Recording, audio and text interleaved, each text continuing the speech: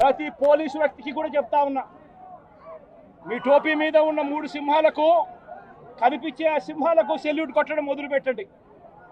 Telugu Desam party నాయకులకు salute కొట్టడం మొదలుపెట్టి, వీళ్ళు చెప్పినట్టుగా చేయడం మొదలుపెట్టి, అన్యాయాలు చేయడం మొదలు పెడితే మాత్రం ఎల్లకాలము తెలుగుదేశం పార్టీ ప్రభుత్వమే ఉండదు అని చెప్పి ఇవాళ ప్రతి అధికారికి కూడా నేను తెలియజేస్తా ఉన్నా.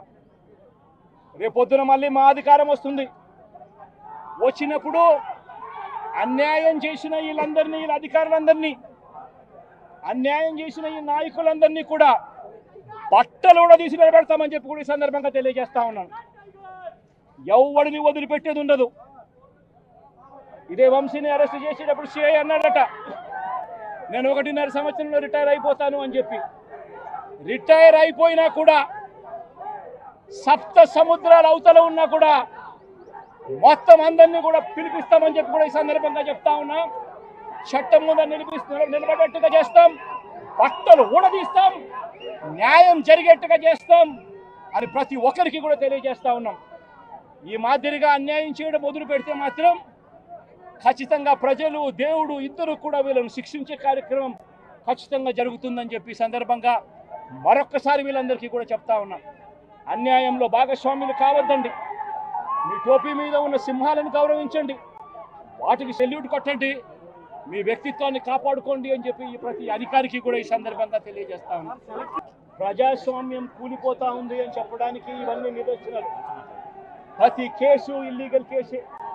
ప్రతి కేసులోనూ కూడా వీళ్ళే బెదిరిస్తా ఉన్నారు, అవతలోడు బెదిరిస్తా ఉన్నాడు అని చెప్పి వీళ్ళే కేసులు పెడతా ఉన్నారు. అసలు బెదిరించేది ఎవరిని బెదిరిస్తా ఉన్నారు? ప్రతి విషయంలోనూ వీళ్ళే.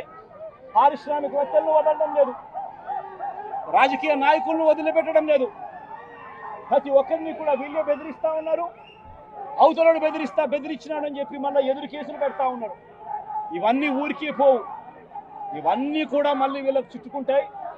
చుట్టుకున్నప్పుడు వీళ్ళ పరిస్థితి అతి దారుణంగా తయారవుతుందని మాత్రం ఖచ్చితంగా చెప్తా ఉన్నాను.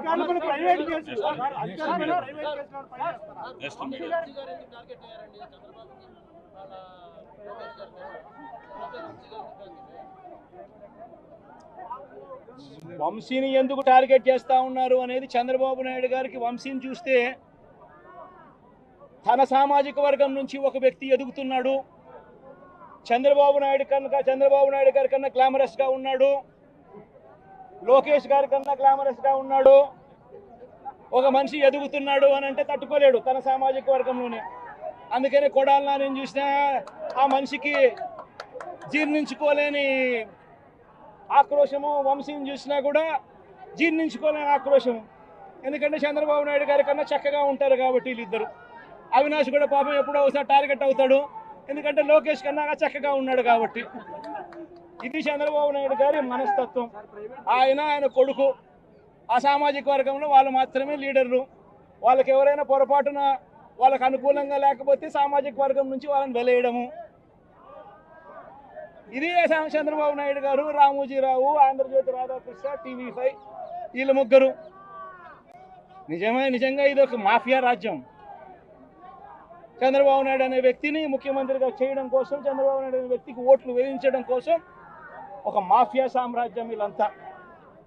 ఆ మాఫియా సామ్రాజ్యంలో ఎవరైనా చంద్రబాబు నాయుడు గారికి వ్యతిరేకంగా వాళ్ళ సామాజిక వర్గంలో ఈ అవినాష్ కానీ, నాని కానీ, వంశీ కానీ ఇలాంటి వాళ్ళు ఎవరైనా నిలబడితే, పాపం మా శంకర్రావు కానీ, మా బ్రహ్మనాయుడు కానీ ఇటువంటి వాళ్ళు ఎవరైనా నిలబడితే అంతే, వాళ్ళ సామాజిక వర్గంలో తప్పు పుట్టారు, వాళ్ళ అన్యాయస్తులు అని వాళ్ళ మీద తప్పుడు కేసులు పెట్టడం, వాళ్ళ మీద ఇల్లీగల్ అరెస్ట్ చేయించడం, వాళ్ళ మీద బురద జల్లడం, వాళ్ళని ట్రోల్ చేయించడము,